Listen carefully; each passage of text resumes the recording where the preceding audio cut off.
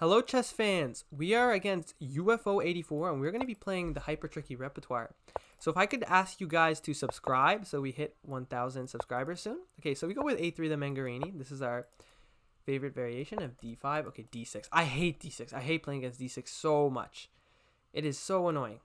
I know D4 is the best move, but I hate when they play Bishop D4, Bishop G4. I'm going to look at that after the game because I kind of forgot, but yeah, I hate that move so much. Okay, they go here, and I'm pretty sure we're just supposed to double this. Yeah, I'm just going to double this and then play Queen F3, I think is the move. Don't think it really matters here. I'm going to go Bishop D3 or Bishop C4 and castle pretty much no matter what. So, or should I go here first? There's also lines where you go E5 and you get this with check. Yeah, I'm not going to try to do too much here. Yeah, because Bishop G4, maybe I have to play Queen D3 there.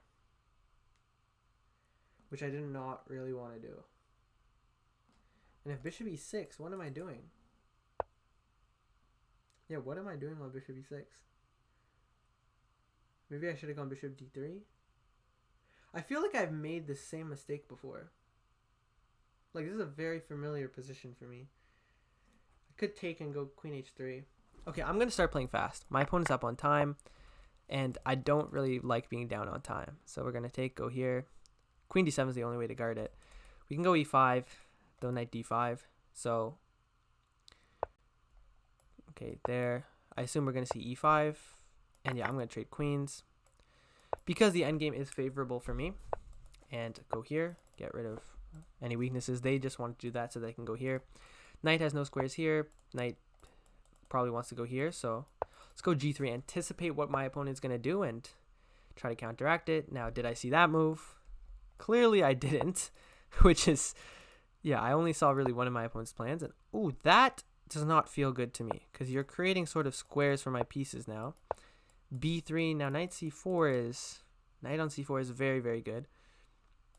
Now, you can try to kick it away, but it shouldn't be too successful. Let's go here, threatening here and here.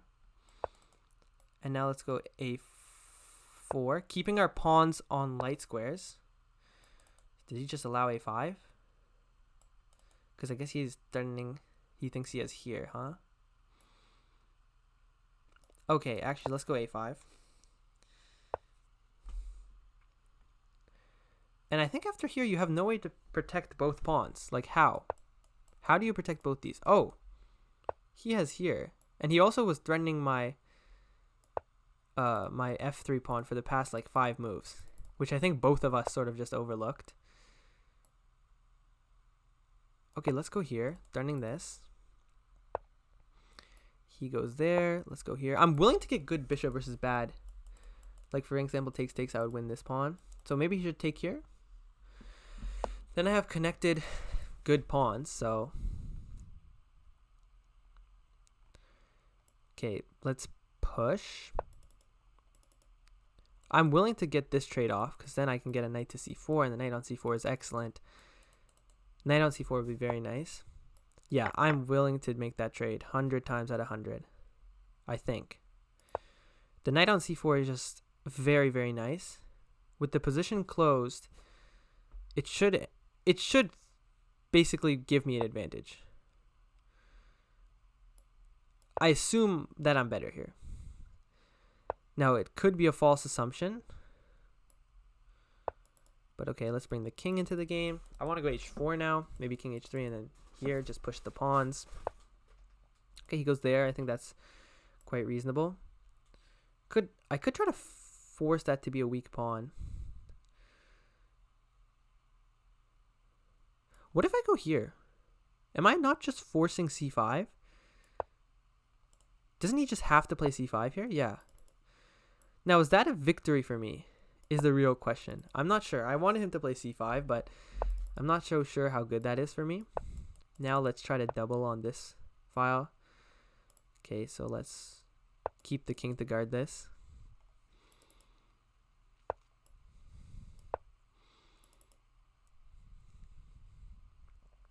And now I'm just going to try to open up this file and I guess try to beat him somehow. let's thinking about this, getting the knight to d5.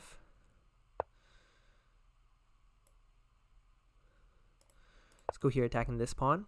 He won't give it to me for free. I mean, why would he? I wouldn't. Doesn't really make much sense. Could go here.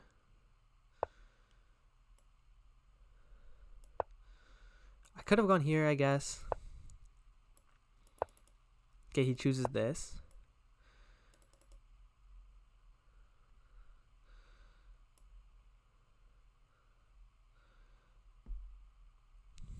Could go here. Here though, I just thought it was nice, though maybe it's not.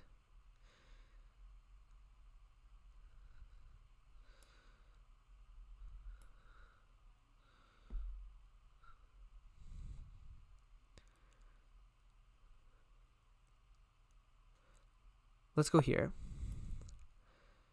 Keeping everything defended. Oh, he goes there. Okay, let's go back here, threatening this. He goes there. Here. There's no here because I have here. I could sack this and go here in the future, actually. Let's do that, actually. Let's give this check and then take here.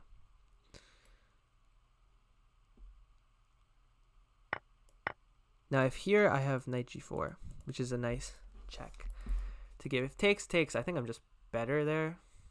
Borderline winning. Because I can go rook e6, threatening this checkmate. And he has really no good ways to stop it. So yeah, we'll see what he does. I think I'm better here. I forgot what opening this was, but I think it was pretty unique. Oh yeah, it was with a3 and he played d6. So yeah, I don't really see... Oh, he has here? No, because I still have this move. Check, and then here. And I'm always turning e5, and yeah, position is very unpleasant. Very important that I have this check that he played king f6. I'm not sure if I was making progress in the position otherwise. So yeah, my opponent's thinking, which is, again, another very good sign, because that means that if we get to a time scramble, I'm not going to lose. Now, I still might lose, but the chances of me losing are... What? Are far less. Okay, so now opponent has to take the open file, I assume. Okay, they don't. They don't. No, what they played, I think, is still very, very reasonable. I want to go here, I think. Here. Takes, like... Run this way? Oh, that maybe it's a very good move too, huh? Maybe rook here? No. Maybe just here. Yeah, maybe just here. Yeah, this is not easy. Rook endgames are notoriously difficult, especially for intermediate players. Like me, this kind of stuff is the most difficult stuff in chess, I think.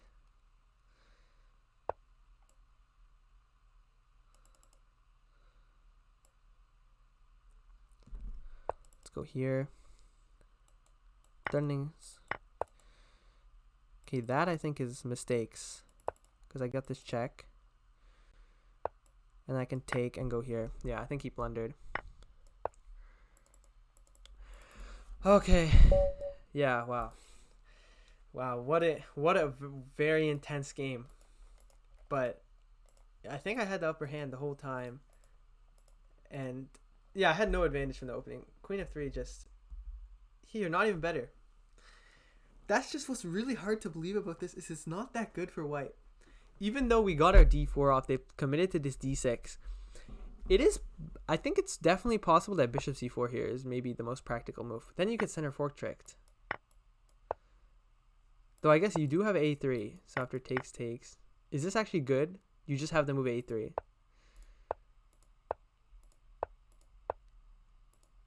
Yeah, no, it's not good at all.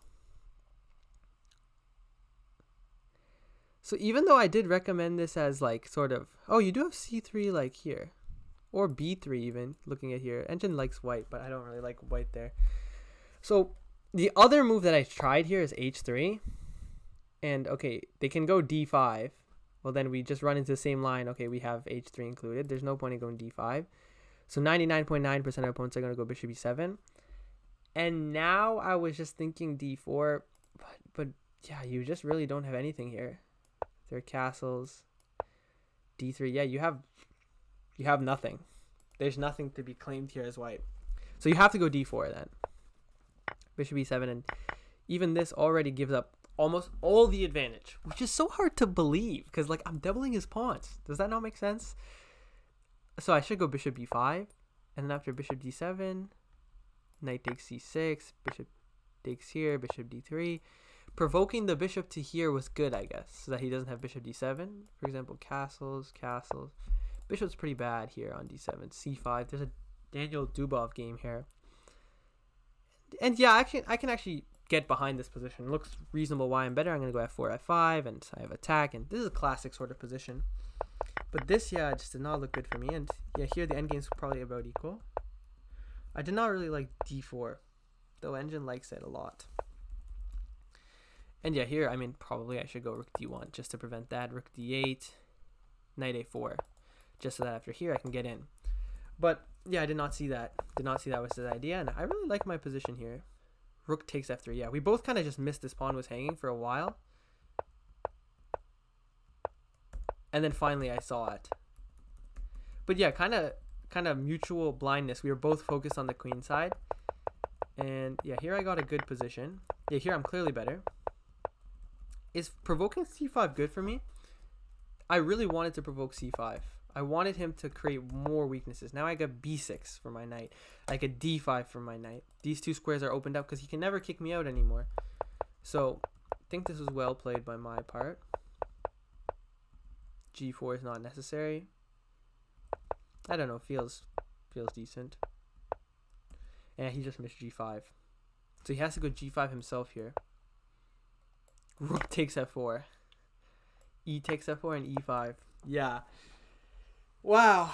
Yeah, I don't think I was going to play this. And the knight is just so dominant here. The knight is just extremely good. And even though I only sacrifice it for a bishop, it's like I'm winning. Which I find ridiculous. I mean, king e7, like what if he does nothing? King here, immediately d3, and then he's equal.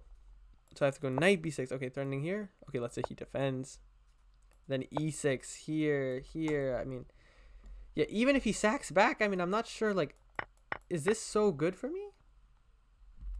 Eventually, but okay, then we got this off.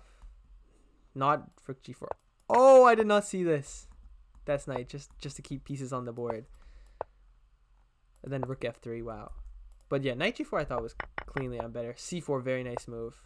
Rook d1, immediately a mistake. Rook d2 is better. With what idea? Why do I want this rook? Because after king f4 takes here, I have here. Ah, okay. Makes sense. Yeah.